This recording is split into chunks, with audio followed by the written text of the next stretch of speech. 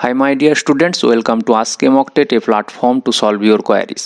तो practice questions में inorganic chemistry से कुछ क्वेश्चंस लॉन्ग और शॉर्ट टाइप क्वेश्चंस के बारे में डिस्कस करेंगे जो इंटर के जो फाइनल स्टूडेंट है जो बीएससीबी बोर्ड के एग्ज़ाम में अभी अपियर होने वाले हैं उन लोगों के लिए काफ़ी हेल्पफुल होगा। और हर क्वेश्चंस के साथ हम थोड़ा हिंट्स भी दे रहे हैं आंसर का। आप इसको फॉलो करके इस पैटर्न में आंसर दीजिएगा तो अच्छा नंबर आपको मिल सकता है। चलिए शुरू करते हैं एक एक करके क्वेश्चंस। पहला वाला क्वेश्चन है what happen when chlorine gas reacts with NaOH solution, nitric acid react with zinc और कॉपर इन डिफरेंट कंडीशन। तो बेसिकली इस क्वेश्चन में नाइट्रिक एसिड, जिंक, कॉपर और आयरन के साथ भी कैसा होता है ये भी कभी कभी पूछा जाता है। तो पहले क्लोरीन गैस के लिए क्लोरीन NaOH के साथ क्लोरीन का रिएक्शन करके सोडियम क्लोराइड NaOCl और वाटर होता है। तो जो question how does nitric acid react with zinc, copper and iron, तो इक्वेशन, तो इस केस में हम एक एक करके डिस्कस करते हैं। पहले जिंक के साथ, तो जिंक के साथ एक होता है कि डायलूट HNO3 और एक होता है कॉन्सेंट्रेटेड HNO3। डायलूट HNO3 के साथ नाइट्रस ऑक्साइड और जो कॉन्सेंट्रेटेड HNO3 है उसके साथ NO2 तैयार होता है।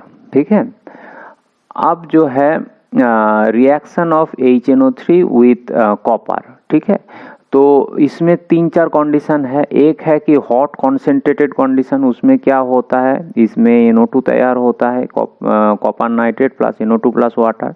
दूसरा है कि 50% कॉन्सेंट्रेटेड, अगर 50% कॉन्सेंट्रेटेड होगा तो उस केस में कॉपर नाइट्रेट प्लस NO तैयार होगा। और अगर 20 to 25% HNO3 के प्रेजेंट, डायलूट HNO3 के प्रेजेंट्स में होगा तो कॉपर नाइट्रेट, फिर नाइट्रस ऑक्साइड। और on passing vapour of nitric acid on heating heated copper अगर होगा तो उस केस में नाइट्रोजन गैस लिबरेट करता है और कॉपर ऑक्साइड तैयार होता है। So these are the different condition जब कॉपर के साथ रिएक्शन होता है। और व्हाट अबाउट आयरन, तो आयरन के केस में कोल्ड और डायलूट कंडीशन में जब रिएक्शन करता है तब अमोनियम नाइट्रेट तैयार होता है, FeNO3 फेरस नाइट्रेट और वाटर। और जब हॉट और डायलूट नाइट्रिक एसिड के साथ रिएक्शन होता है तो उस केस में क्या होगा, उसमें नाइट्रिक ऑक्साइड होता है और नाइट्रोजन डाइऑक्साइड दोनों तैयार हो सकता है। ठीक है, तो ये दो इक्वेशन हो सकता है। बट जब हॉट और कॉन्सेंट्रेटेड HNO3 यूज किया जाएगा तो उसमें NO2 नाइट्रोजन डाइऑक्साइड और फेरस नाइट्रेट ही तैयार होगा। अब क्वेश्चन आ सकता है कि define double salt with suitable example. तो डबल सॉल्ट मतलब क्या होता है कि जिसमें एक से ज़्यादा सॉल्ट होगा। सॉल्ट मतलब कि कैटायन और एनायन। तो बेसिकली ये double salt is a salt that contains more than one cation more than one anion. तो वो क्या होता है जिसमें दो से ज़्यादा अगर सॉल्ट अगर मिल के अगर ये होता है तो उसको डबल सॉल्ट कहा जाएगा। जैसे क्या है, ferrous ammonium sulphate FeSO4 ammonium sulphate 6 water, और एक होता है alum K2SO4 Al2SO4 whole 3 so इस type are the example. Halogen परिवार का जो ये है सदस्य है उसमें पूछा जा सकता है who are the members of halogen family, तो उसमें कहना पड़ेगा कि fluorine, chlorine, bromine, iodine, एसिटाइन।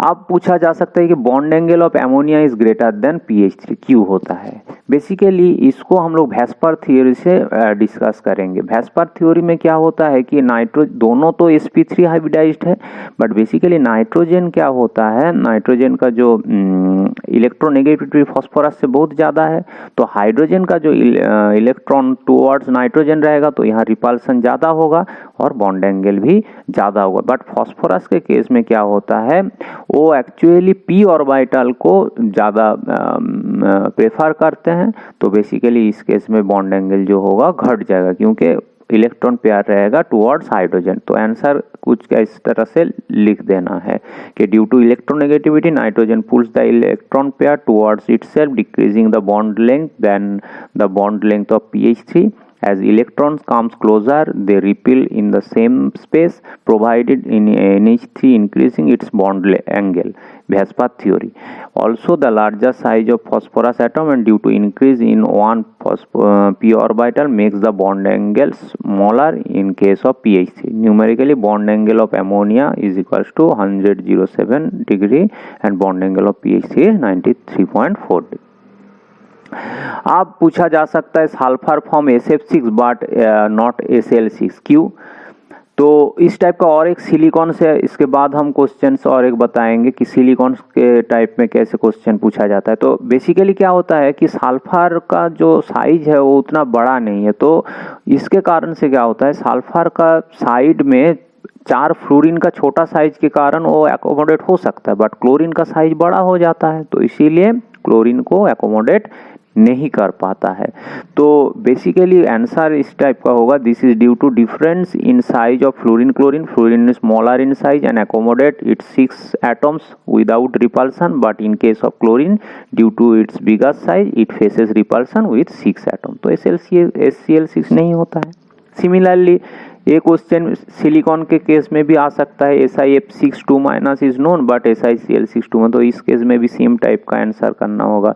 Due to smaller size fluorine as compare to chlorine, 6 small fluorine atom can be easily accommodate around silicon atom while chlorine can not, since fluorine is present in smaller 2p orbital, chlorine is present in larger 3p orbital. Therefore interaction of fluorine lone pair electron with d orbital of silicon are stronger in fluorine compare to chlorine.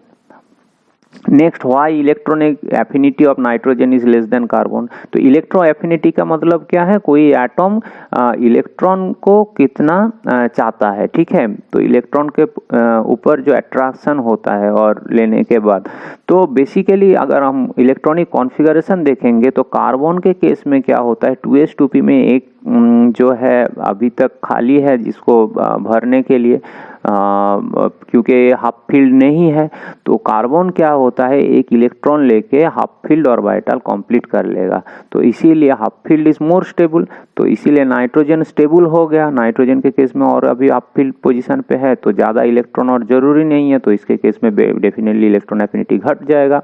But carbon के case में एक electron चाहिए तो इस case में electron affinity ज़्यादा होगा। अब एक क्वेश्चन पूछा जा सकता है कि reducing agent HF, HCl, HBr, HI में सबसे ज़्यादा क्या है। तो बेसिकली इसका जो आंसर है, इसका आंसर जो होता है HI होता है स्ट्रॉन्गेस्ट। तो कैसे लिखना होगा, क्योंकि reducing character HI greater than HBr greater than HCl greater than HF। The stability of hydrogen halide decreasing on moving, the reducing property increasing on moving down the group. तो HI has low thermal stability compared to HF.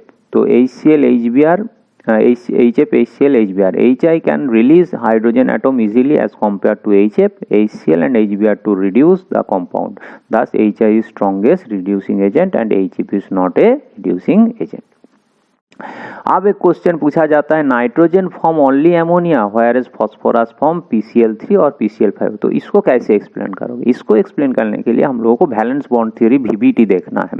तो basically VBT में क्या जाता है कि nitrogen का जो electronic configuration है उसमें 2s है और 2p है, but there is no d orbital. तो d ऑर्बिटल ना होने के कारण क्या होता है, जो s ऑर्बिटल का इलेक्ट्रॉन है वो प्रोमोट करके अनपेयर नहीं हो सकता है, तो ऑलरेडी वैलेंसी तो क्या होगा, फिर वैलेंसी घट जाएगा, वैलेंसी ओनली 3 वैलेंसी होगा, 3 एटम को वो एकोमोडेट कर पाएगा, इसीलिए नाइट्रोजन का 3 एग्जिस्ट कर। व्हेयरएज फॉस्फोरस के केस में जैसे 3 अनपेयर्ड इलेक्ट्रॉन है तो 3 हो सकता है, और 3s से एक्साइटेड स्टेट में एक इलेक्ट्रॉन d ऑर्बिटल में जाके भी बॉन्ड कर सकता है, तो ये भी कर लेगा, तो PCl5 फॉर्म होगा। तो कैसे लिखना होगा, there is no vacant d orbital in outermost orbit of nitrogen, thus nitrogen show valency only 3, there are valent d orbital in the outermost orbit of phosphorus and hence it shows variable covalence 3 and 5 in ground state and excited state respectively, hence this. अब पूछा जा सकता है कि noble gas है comparatively larger atomic radius, क्यों होता है? तो इसके केस में कैसे आंसर लिखना होगा, all the electrons of noble gas elements are paired, जैसे NH2 NP6 कॉन्फ़िगरेशन है, paired electron produce inter-electronic repulsion which weaken the effective nuclear force. So electrons tend to move away from the nucleus because of repulsion. So size of noble gases are bigger than the other element in the respective period. ठीक है. Only xenon forms chemical compound among inert gases. Explain. तो इसमें जो answer करना होगा, क्योंकि xenon जो होता है बहुत बड़ा साइज होता है एकदम, अगर हम नोबेल गैसेस का लास्ट एलिमेंट है तो लास्ट एटॉम है, तो लार्जर साइज और फोर्स ऑफ अट्रैक्शन लेस होता है, क्योंकि बड़ा साइज जब हो जाएगा तब सेंट्रल जो न्यूक्लियस है, न्यूक्लियस के साथ आउटर मोस्ट इलेक्ट्रॉन का अट्रैक्शन घट जाएगा तो वैलेंस सेल का, तो ऑब्वियसली क्या होगा, बाहर में बॉन्ड करने से कोई प्रॉब्लम नहीं होगा. तो इसीलिए जेनॉन के केस में इलेक्ट्रोनेगेटिव एटम जैसे जेनॉन फ्लोराइड, HCF4, HCF6 इस टाइप का कंपाउंड बन जाता है. Why phosphine has lower boiling point than ammonia? तो इसको एक्सप्लेन करने के लिए हमें जो है कि हाइड्रोजन बॉन्डिंग का कॉन्सेप्ट यूज करना पड़ेगा. एमोनिया जनरली हम लोग जानते हैं क्या कि नाइट्रोजन, फ्लोरीन और ऑक्सीजन क्या कर सकता है, हाइड्रोजन बॉन्डिंग कर सकता है. तो PH3 बेसिकली एमोनिया में क्या होता है, इंटरमोलिकुलर हाइड्रोजन बॉन्डिंग होता है. नाइट्रोजन क्यों क्या और एक हाइड्रोजन के साथ हाइड्रोजन बॉन्डिंग करेगा. तो अब गैसिया स्टेट में क्या होता है, एक एक डिस्क्रीट मॉलिक्यूल होता है. तो डिस्क्रीट मॉलिक्यूल के मतलब क्या है, हर हाइड्रोजन बॉन्ड को तोड़कर फिर एमोनिया को गैस करना होगा. तो इसीलिए एमोनिया के केस में क्या होगा कि ज़्यादा एनर्जी लगेगा, इसीलिए बॉइलिंग पॉइंट ज़्यादा होगा. बट फॉस्फीन के केस में ऐसा कुछ नहीं है, नो बॉन्डिंग है, तो डिस्क्रीट सिंगल डिस्क्रीट मॉलिक्यूल ऐसे ही है, तो थोड़ा हीट करने से वो गैस हो जाएगा, तो बॉइलिंग पॉइंट हो जाएगा फॉस्फीन के केस में लोअर. अब H3PO3 is a diprotic acid. क्यों? तो H3PO3 एक्चुअली अगर हम लोग देखेंगे जैसे H2SO4, हाँ ठीक है, तो H2SO4 देखते हैं तो दो हाइड्रोजन है तो डाइप्रोटिक बोलते हैं. But what about H3PO3? तो H3PO3 का स्ट्रक्चर देख लेना होगा तभी हम बता पाएंगे कि डाइप्रोटिक है. तो H3PO3 में होता है एक फॉस्फोरस होता है, एक ऑक्सीजन अलग होता है, एक हाइड्रोजन होता है और 2 OH होता है. तो इसमें जो होता है फॉस्फोरस बेसिकली इस टाइप का कॉन्फ़िगरेशन है जिसमें एक ऑक्सीजन डबल बॉन्डेड होता है और कोऑर्डिनेशन बॉन्ड, एक हाइड्रोजन सिग्मा और 2 OH सिग्मा. तो स्ट्रक्चर कुछ इस प्रकार में है जिसमें 2 हाइड्रोजन O के साथ डायरेक्टली जुड़ा हुआ है जो कि हाइड्रोजन कर सकता है. तो जो OH से मतलब हाइड्रोजन छोड़ सकता है वही एसिड होगा, तो इसीलिए ये हो जाता है डाइप्रोटिक एसिड. अब स्ट्रक्चर ऑफ XeOF4, इसका स्ट्रक्चर हम कैसे करेंगे, इसके लिए हम लोगों को VBT में अप्लाई करना होगा. तो XeF4 जनरली क्या है, Xe है, ऑक्सीजन है और 4 फ्लोरीन है. तो ग्राउंड स्टेट में जनरल स्ट्रक्चर जो होता है कुछ इस प्रकार है, क्योंकि NH2 NP6, ठीक है. तो NP6 में अब क्या हो गया, क्योंकि यहाँ ऑक्सीजन तो एक बॉन्ड डबल बॉन्ड कर सकता है, तो 3 जो इलेक्ट्रॉन है, 3 इलेक्ट्रॉन यहाँ चला जाएगा और एक 4 फ्लोरीन सिग्मा बॉन्ड, एक ऑक्सीजन सिग्मा और पाई करेगा. तो टोटल कॉन्फ़िगरेशन जो होगा sp3d2 और एक हो जाता है लोन पेयर. तो हाइब्रिडाइजेशन sp3d2 होगा तो एक्चुअली ऑक्टाहेड्रल होना चाहिए, बट एक कॉर्नर पे एक लोन पेयर के कारण जो स्ट्रक्चर हो जाता है वो होता है स्क्वायर पिरामिडल. अब explain in which of the following compounds the chemical bond would have less ionic character. तो इसको कैसे, लिथियम क्लोराइड, पोटेशियम क्लोराइड, इसको एक्सप्लेन करने के लिए हम लोगों को फैजान्स रूल को अप्लाई करना होगा, पोलराइजेशन रूल. तो फैजान्स रूल के हिसाब से कहा जाता है कि जो स्मॉल साइज कैटायन है वो क्या करता है, ज़्यादा कोवैलेंट बॉन्ड फॉर्म करता है, ठीक है. तो basically according to Fajans rule small cation will have high polarization, high covalent character. तो आयोनिक कैरेक्टर बेसिकली क्या होगा, पोटेशियम क्लोराइड का ज़्यादा होगा लिथियम क्लोराइड से. Write the chemical reaction of ammonia gas with aqueous copper sulphate AgNO3 solution respectively. तो basically क्या होता है, कॉपर सल्फेट से साथ एमोनिया रिएक्ट करके इस टाइप का कॉम्प्लेक्स बनाता है, कॉपर एमोनिया होल 4 SO4, और AgNO3 के साथ एमोनिया रिएक्शन करके AgNH3 होल 2 NO3 ये कॉम्प्लेक्स बनाता है. Silicon only shows +4 oxidation state, but tin shows +2 and +4 oxidation state. क्यों? तो बेसिकली कार्बन सीरीज अगर देखेंगे, carbon, silicon, germanium, tin and lead, तो ये इसका क्या होता है, वैलेंसी जनरली 4 होता है, इस कारण से क्योंकि ऑक्टेट फिल करने के लिए इसको 4 इलेक्ट्रॉन का और आवश्यक है, ठीक है, 4 इलेक्ट्रॉन्स नेसेसरी होता है, तो इसलिए 4 ऑक्सीडेशन स्टेट, 4 अनपेयर्ड इलेक्ट्रॉन हो सकता है, 4 ऑक्सीडेशन स्टेट हो सकता है। बट टीन और लेड के केस में क्या हो जाता है, +2 दिखाता है। क्यों? माने +4 के एडिशन में +2 भी दिखाता है। क्यों? क्योंकि वहाँ p और ns np के साथ d ऑर्बिटल और f ऑर्बिटल भी इंक्लूड हो जाता है। तो d और f ऑर्बिटल क्या होता है, इनर्ट पेयर इफेक्ट में पार्टिसिपेट करता है। तो इनर्ट पेयर इफेक्ट के कारण जो s ऑर्बिटल का इलेक्ट्रॉन को वो अपने तरफ रख देता है, तो only p electron, 2 p electron ही जो है वो ऑक्सीडेशन स्टेट दिखाता है, तो इसीलिए +2 ऑक्सीडेशन स्टेट इसको फॉलो करता है। अब क्वेश्चन पूछा था, explain why HI is stronger acid than HF। तो बेसिकली कोई एसिड बेस का मेन कॉन्सेप्ट होता है कि अगर कॉन्जुगेट बेस स्टेबल होगा तभी क्या होता है, HI ज़्यादा डिसोसिएट करके H+ होगा और I- होगा, ठीक है। तो अगर इसका आंसर किया जाएगा, while comparing acid form by the elements belonging to the same group of period, HA bond strength is more important factor in determining acidity of an acid than the polar nature of bond, ठीक है। तो HI ज्यादा dissociate करता है, HF strongest bond है, dissociate कम होता है, तो जो ज्यादा H+ देगा वही स्ट्रॉन्गर एसिड, तो HI जनरली ज्यादा एसिड होगा। तो बेसिकली अगर हैलाइड सीरीज का, हाइड्रोजन हैलाइड सीरीज को देखेंगे तो HI सबसे ज्यादा, उसके बाद HBr, उसके बाद HCl, उसके बाद HF। Which type of ores are concentrated by flotation process, give example, ठीक है।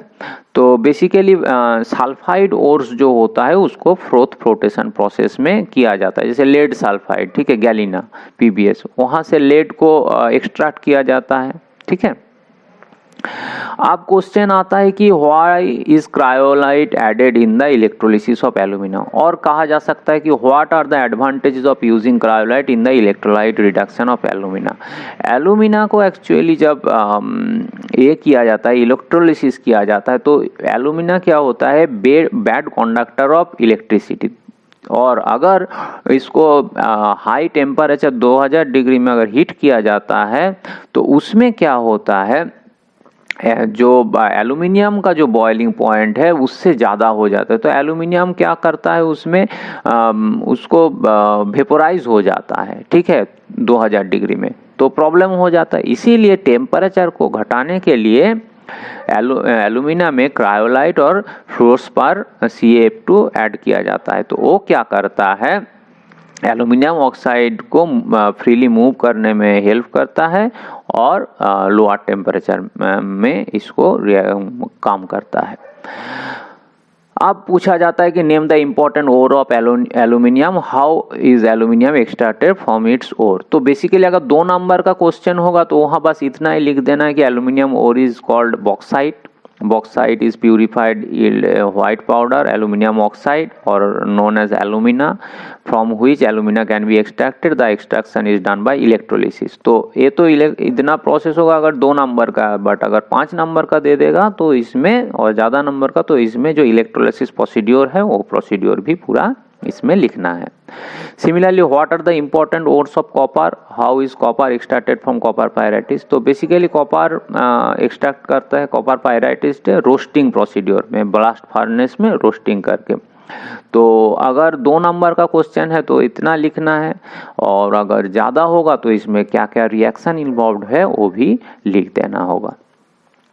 Transition element exhibit variable oxidation state, क्यों होता है, क्योंकि ट्रांजिशन एलिमेंट्स में क्या होता है, वैकेंट d ऑर्बिटल है, तो जिसका अगर कॉन्फ़िगरेशन देखेंगे n-1 d5 ns1 to 2 और n-1 d10 ns1 to 2 general configuration.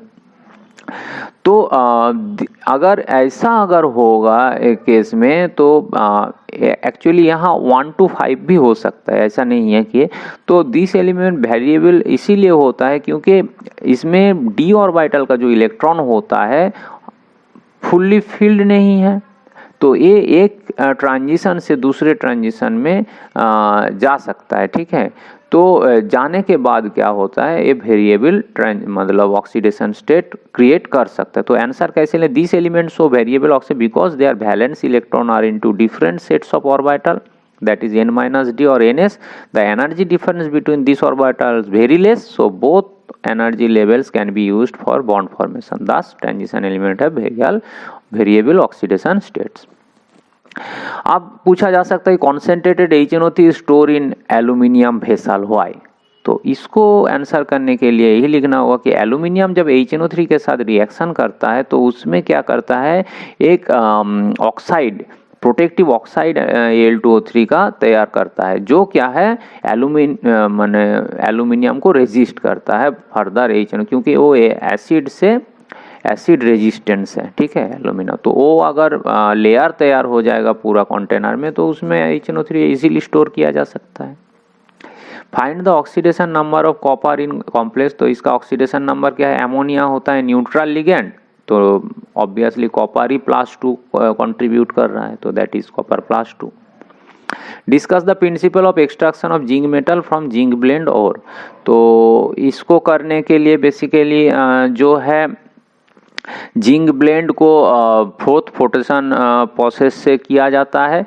तो अब बाकी डिटेल्स जो है वो पूरा जो है उसको लिख देना है जब ये लॉन्ग टाइप क्वेश्चन होगा उस समय। How does aluminium reacts with concentrated sulphuric acid. तो एल्यूमिनियम जो होता है H2SO4 के साथ रिएक्शन करके Al2SO4 plus 6 water plus SO2 ये तैयार होता है sulphate.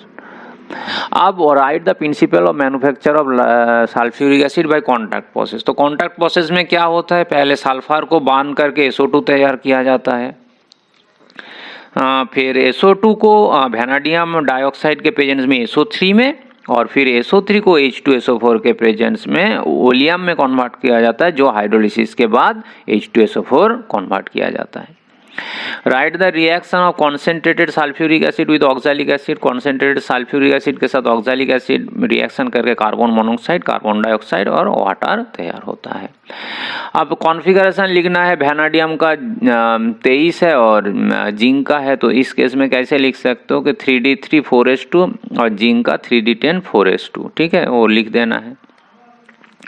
Give the name and chemical composition और important ore of aluminium and copper. तो एल्यूमिनियम के केस में bauxite, diaspore, corundum, and copper के केस में copper cuprite, malachite, copper glance, copper pyrites.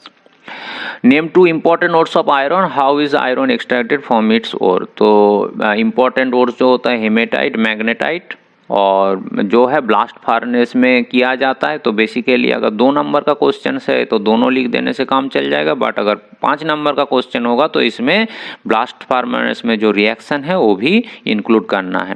Transition element form collared compound क्यों, क्योंकि transition element में क्या होता है, d ऑर्बिटल में इलेक्ट्रॉन है और d ऑर्बिटल जनरली क्या होता है 2 सेट ऑफ ऑर्बिटल में डिवाइड हो जाता है जब कॉम्प्लेक्स फॉर्म करता है।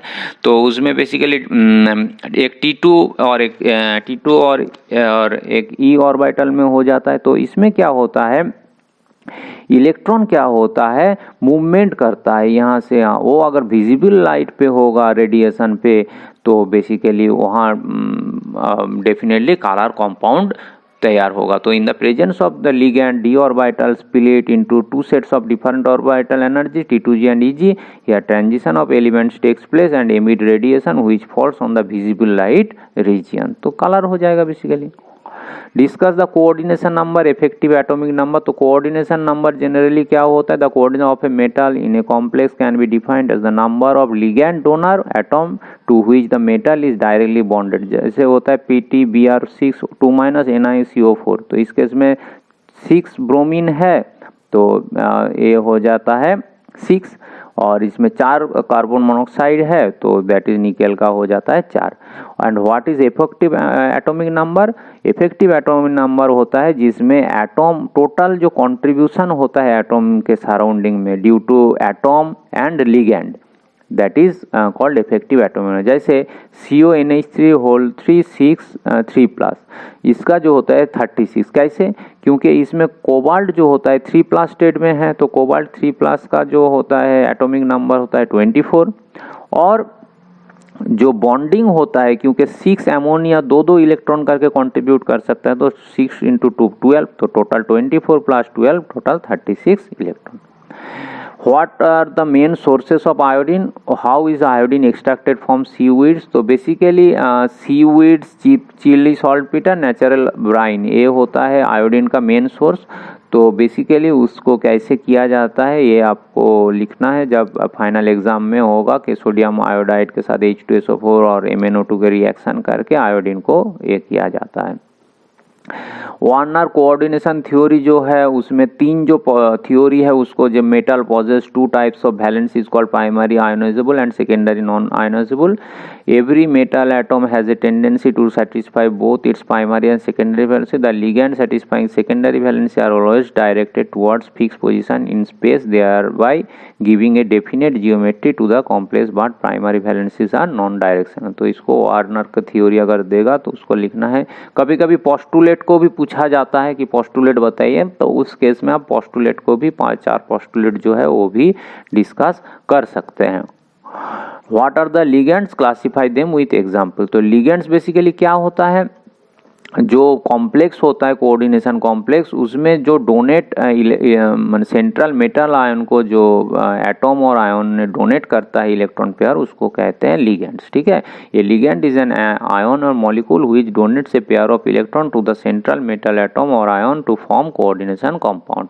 तो लिगेंड्स बेसिकली क्या होता है, एनायन हो सकता है, फ्लोरीन, क्लोरीन, ब्रोमीन, आयोडीन, इस टाइप का। कैटायन हो सकता है NO+, N2H5+, etcetera. Neutral ligand भी हो सकता है जैसे अमोनिया, वाटर, NOCO।